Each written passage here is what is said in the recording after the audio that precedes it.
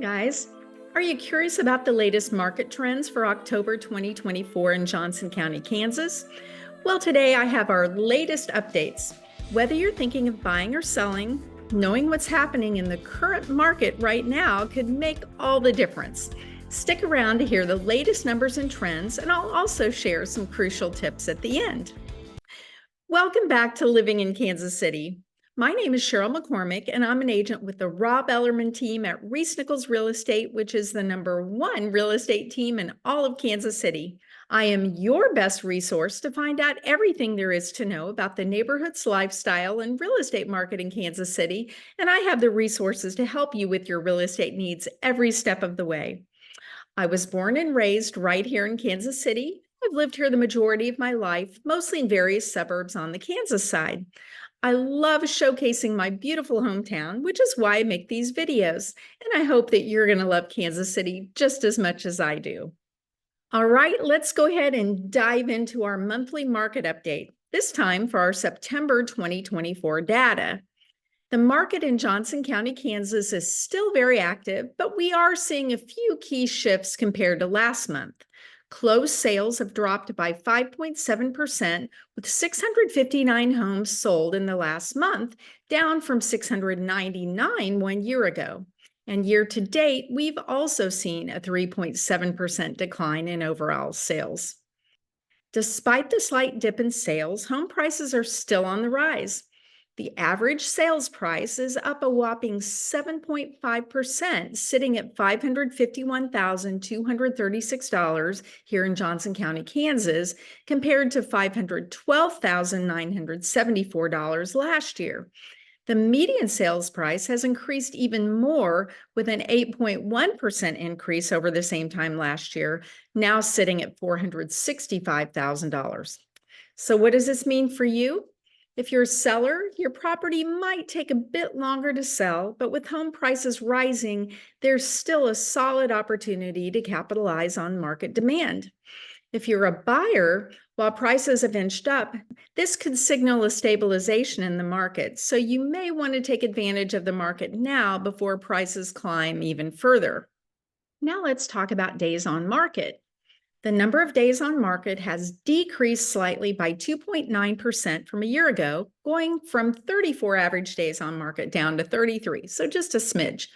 So we're not seeing the frenzied market of last spring and summer, which means if you're a seller, you may need to be a little bit more patient, as the buyers who are in the market currently are tending to be a little more picky before writing an offer on a home.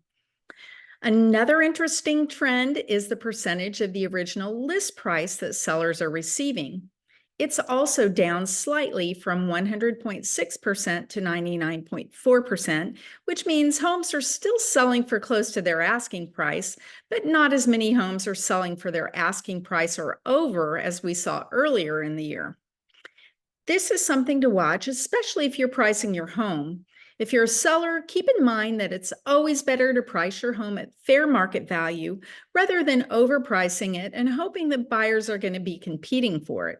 Overpricing can lead to extra days on market and several price drops, which often leads to a home selling for less than it would have if it were just priced correctly to begin with. Now let's talk about pending sales.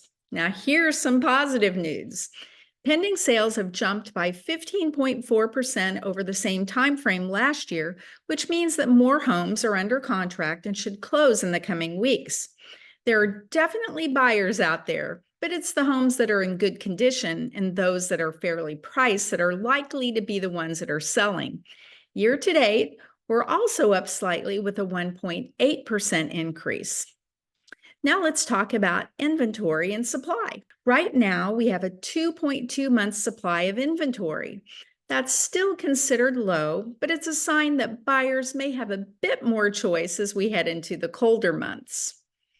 We're still leaning towards a seller's market with still a tight inventory, but the fact that more homes are going on the market could be a good sign for buyers, as it's going to give them more options to choose from. Now let's talk about the big question on everyone's mind, mortgage rates. As of the week of October 4th through the 10th, interest rates have remained flat to even slightly higher which has been pretty much a surprise to most people with all of the talk about lowering interest rates that's been going on in recent weeks. The current 30-year conventional loan rate is sitting at 6.35%, with a jumbo loan sitting at 6.19% and FHA sitting at 6.1%. According to Sam Cotter, chief economist at Freddie Mac, following the release of a stronger than expected September jobs report, the 30-year fixed-rate mortgage saw the largest one-week increase since April. But he also points out that this rise is largely driven by shifts in expectations rather than the underlying economy, which has been strong throughout most of 2024. The jobs report also had an impact on mortgage rate forecasts. Mike Frantantoni from the Mortgage Bankers Association noted, while the worst may be over in terms of the rapid upward movement, it will take new data to put compelling downward pressure on rates. Meanwhile, Matthew Graham from Mortgage News Daily said, the larger than anticipated gain in the September Consumer Price Index doesn't signal a reacceleration in inflation, nor will it deter the Federal Reserve from cutting interest rates by 25 basis points at its November meeting. Looking ahead, expert predictions suggest some relief is on the horizon. Fannie Mae expects 30-year mortgage rates to end 2024 around 6.2%, with a potential drop into the 5% range by 2025. Freddie Mac forecast rates will remain above 6% for the remainder of 2024, but could see some declines by next year. And similarly, the Mortgage Bankers Association and the National Association of Realtors predict rates will trend down through 2025, potentially reaching 5.8% by the end of next year.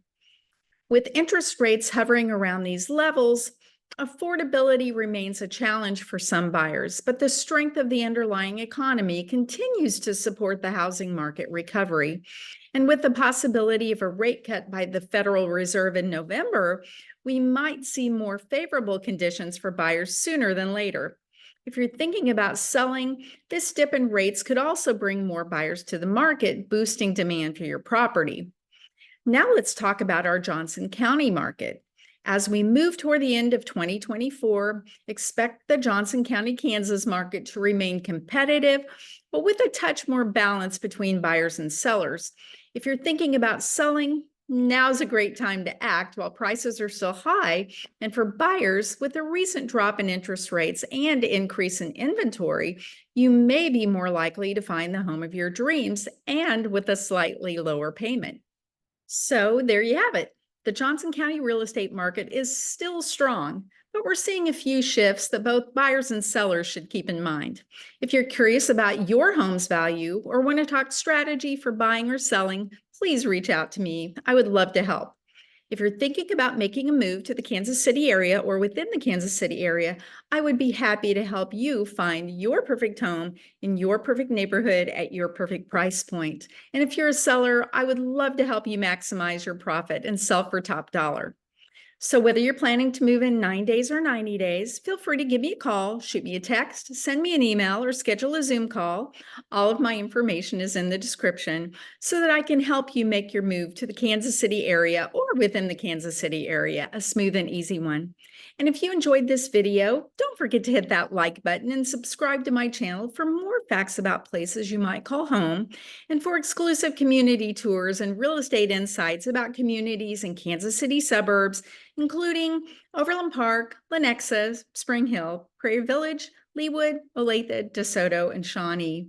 And please leave a comment, as your comments help me create content that is useful to you. If you enjoyed this video, I'm sure you're going to love my next one. Until then, this is Cheryl McCormick from Living in Kansas City signing off. Take care, and I'll see you in my next video.